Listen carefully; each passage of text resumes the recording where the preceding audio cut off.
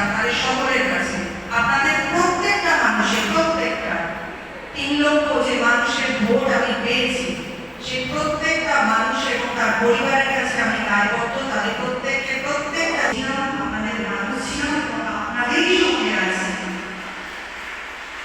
আমি আপনাদেরই একজন, আপনারাই আমাকে এখানে পাঠিয়েছেন।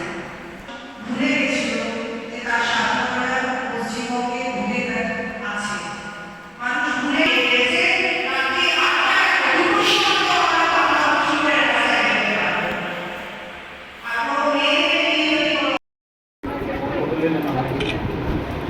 হাত চালাবেন না, সাইড থেকে বলুন।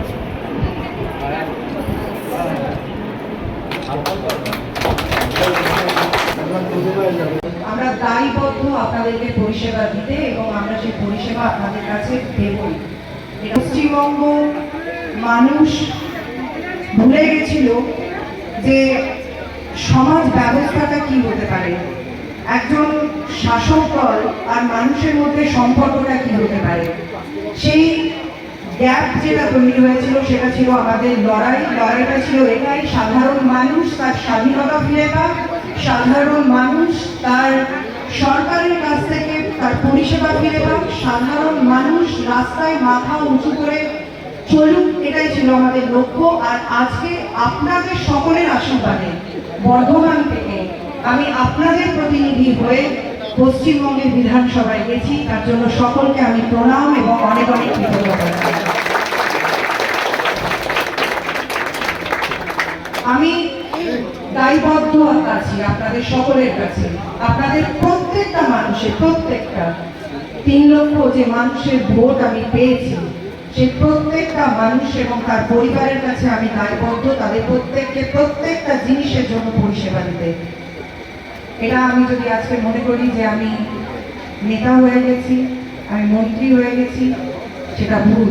আমি কর্মী ছিলাম, আপনাদের মানুষ ছিলাম এবং আপনাদেরই সঙ্গে আছি। থেকে নিয়ে যদি কোনো অবৈধ আচরণ করা হয়, তার জন্য সরকার কি স্টেপ নিতে পারে, পুলিশ কি স্টেপ নিতে পারে, আপনারা বিগত বারুইপুরের ঘটনা সেটা দেখে নিয়েছেন।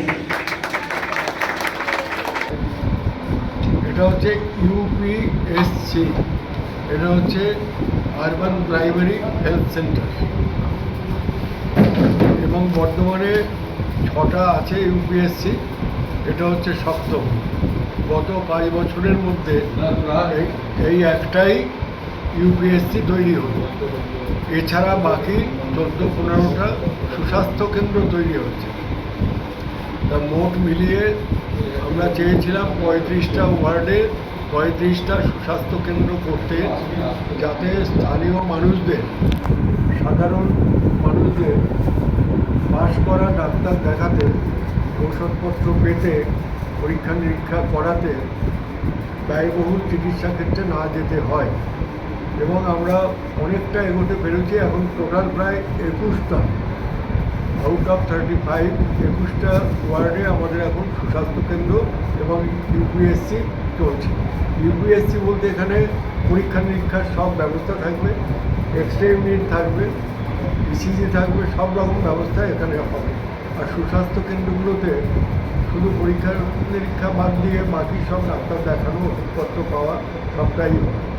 আমরা এটা গর্বের সঙ্গে বলতে পারি, বর্ধমান পৌরসভা অনেকটা দূর স্বাস্থ্যক্ষেত্রে মানুষকে ফ্রি চিকিৎসা দেওয়ার ক্ষেত্রে। ফ্রি বললাম এজন্য যে অনেক মানুষের পক্ষেই আজকালকার পাশ করা একজন ডাক্তার দেখাতে গেলেও 500 টাকা ভিজিট লাগবে। এখানে পাশ করা ডাক্তার দেখবে, অথচ কোনো ভিজিট লাগবে না। ঔষধপত্রও পাবে, পরামর্শ পাবে, প্রেসক্রিপশন পাবে, সমস্ত দিক দিয়েই বর্ধমান পৌরসভা অনেকটা এগোতে পেরেছে। আরও দরকার, আরও কাজ হবে। ইতিমধ্যেই আমরা চেষ্টা করছি 4-5টা ওয়ার্ডে আরও করবার জন্য, অনুমোদনও পেয়েছে। মুশকিল হচ্ছে সেখানে সরকারি জায়গা দিতে পারছে না, যেখানে কোটি টাকা খরচ করে বিল্ডিং তৈরি হবে এবং স্বাস্থ্যকেন্দ্র হবে।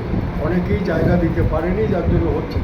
আরও 2টো রেডি হয়ে গেছে, আপনাদের ইনফরমেশনের জন্য জানাই। 5 নম্বর ওয়ার্ডে আলুডাঙ্গাতে একটা অলরেডি কমপ্লিটেড, আমাদের কাছে হ্যান্ডওভার হবে এই মাসেই। আর একটা গোলাহাটে 18 নম্বর ওয়ার্ডেও রেডি হচ্ছে। মোট মিলিয়ে 23টা কেন্দ্র আমরা চালু করতে পারছি। স্বাভাবিকভাবে অগ্রগতি অত্যন্ত আমাদের ক্ষেত্রে ভালো লাগছে। এখানকার মানুষজন এই ক্ষুদিরামপল্লী 11 নম্বর ওয়ার্ডের একটা পিছিয়ে পড়া এলাকা, বহু সাধারণ মানুষজন, গরিব মানুষজন এখানে বসবাস করেন। তাদের প্রপার ট্রিটমেন্টের জন্য আমরা একটা ভালো ব্যবস্থা করতে পারলাম পৌরসভার পক্ষ থেকে। আজকে আমাদের মাননীয় মন্ত্রী পশ্চিমবঙ্গ সরকারের মৌমিতা বিশ্বাস মিশ্র এখানে আসবেন, তার হাত দিয়েই আজকের এই ইউপিএসসির উদ্বোধন হবে। এবং আমরা তো আছি পৌরসভার সকলে, স্থানীয় মানুষজন আছেন, সবাই মিলে এরকম একটা মহৎ কাজে অংশগ্রহণ করা এবং মানুষের সেবায় এই ইউপিএসসিকে নিবেদিত করা, উৎসর্গ করা, এর মধ্য দিয়ে আমরা অপার আনন্দ লাভ করছি। সবাইকে ধন্যবাদ সকলের সহযোগিতার জন্য, এখানে আসার জন্য এবং এরকম একটা সুন্দর প্রকল্পের বাস্তবায়নের পথে সমস্ত মানুষের সহযোগিতা পাওয়ার জন্য ধন্যবাদ।